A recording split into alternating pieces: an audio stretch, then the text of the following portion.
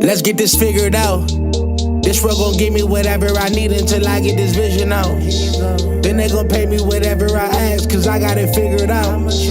Family be checking all up on a nigga to see how I'm feeling now. Damn, they love to see a nigga really make a killing now. I put a lock on the game and I hide the code and the keys. I am not playing no games, I really play this shit for keeps. That shit for me.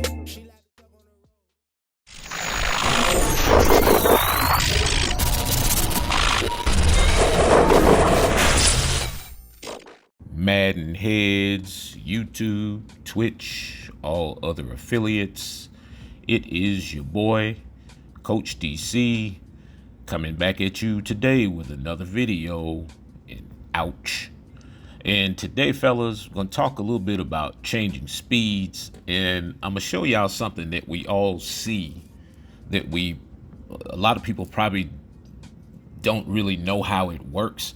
But I'm gonna show you how, if you really understood it, you could understand like how much juice your guy has in the tank when you're running, and why you should be changing speeds, and why really changing speeds is probably an easier way of avoiding tacklers and defenders and running through guys. As you see in that case, if you're coming off of the speed burst, you apply the speed burst to the truck stick, to the pressurized truck stick, by the way. And as you see, you run right through the guy's chest. All right. So let me show you guys something as you see Saquon break away there. All right. How many people ever notice in the replays, you pay attention under the guy's feet? So you see the circle under the feet. You see the gold or the yellow part? That is your stamina. That is how much you have left in the tank. So as you use moves and as you use speed burst, you see it slowly deplenish. Yeah, you see it go down.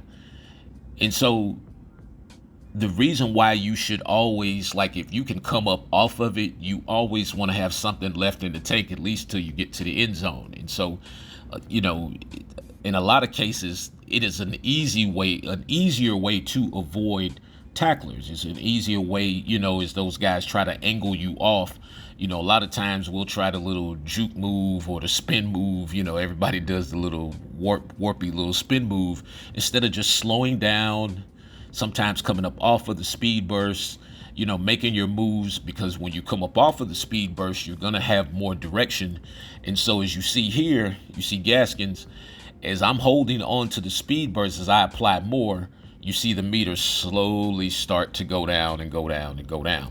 And so I'm guessing that they probably base this upon, where they are, in terms of the game or whatever, how many carries they have, or how many times they've been hit, for the skill position guys. And it also works, with your defenders. Is something that you could start really paying attention to, because if you're on that defender and you're constantly using the speed burst, the turbo button, that's going to cause you, a lot of penalties in terms of fatigue. So, but back to the running part of it, as you see, it right there on the beta 23, it's about, to me, it's about stops and starts. It's about putting your foot in the ground and then being able to apply the speed when needed and come up off of it when needed, then reapply and then come off. So as you see the big dip right there, as I go back, now look at him running out of gas at the end, and see, that's when we see them come up in that little glide step, or little, when they run like they pull the hamstring at the end of a lot of touchdowns. Excuse me. You might see it like out of a lot of the like the defensive linemen or something like that, when they get to the end, if they scooped up a fumble or something like that, and they just start basically walking. If you really go back and pay attention to it, you look at this circle up underneath them, it's really about how much stamina they have. And so that's how changing speeds, when you're using a little bit of speed burst. And so another thing that's going to affect that, the meter right there, is when you juke, you juke or you take a hit or anything of that nature. So not only, changing speeds or using the speed burst is going to affect it, but, the things that you endure, as a ball carrier. so to speak, or as a defender. Like I said, it has different effects on the other side of the ball. Something we'll probably get into at a later date. And so, but, the thing that I do love about just being able to slow down, it allows me to allow the blockers to get out in front and drive block. Like, look at everybody, a hat on a hat. They're drive blocking. They still do the whole block a guy for a second and let him go thing. But, it seems like the slower you run, the better the blocking is. So it is true that, when you hit speed burst, as soon as you get the ball, if you're on the speed burst, then you're really creating the block sheds, for the defense. And so a lot of times when you're going through the hole, as you see right there, you have to allow the allow the blockers to transition over from one block to the next. Sometimes we might be a little bit fast through the hole. I know that makes no sense whatsoever in reality, but we're talking Madden here. So in Madden, you definitely, it makes sense in reality too, but in Madden, look at how I allow the pulling guard and the fullback to get out in front. Look how I allow the tight end Ingram to come across and clean that dude's clock. My goodness.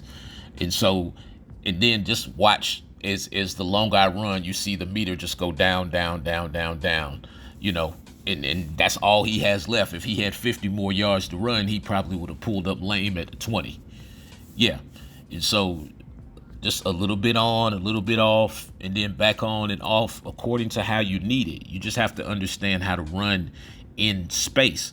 A lot of the times, I don't want to run full speed at the defender. I want to allow, as much time for that defender to mess up the tackle angle as humanly possible. This is Madden. Yeah.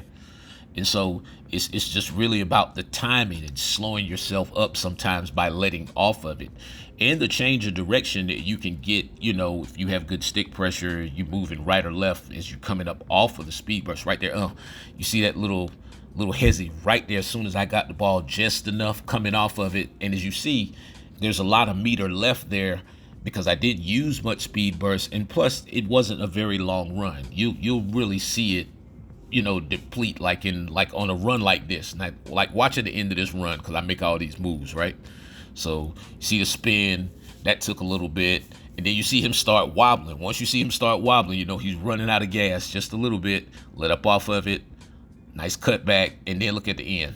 And that's ETN. Look at, he has barely anything left. But because of the distance of the touchdown and the moves that had to be made and all the effort that had to be put forth, then the meter eventually, went down to nothing towards the end. But by that time, the damage was already done. And so that's just something for guys, or something for you guys to, excuse me, drink me some water. Excuse me, that's just something for you guys to just really think about going forward, as we get into, we're right in the home stretch, getting into 23 in these next week or so. Man, it's going to be a crazy thing just to see look at the dude up here. Look at my tight end, man. Looking forward to seeing that in 23. Well, he just jogging in place, huh? Guess he's tired. Anyway, man, it is your boy, Coach DC 404, man. I am out.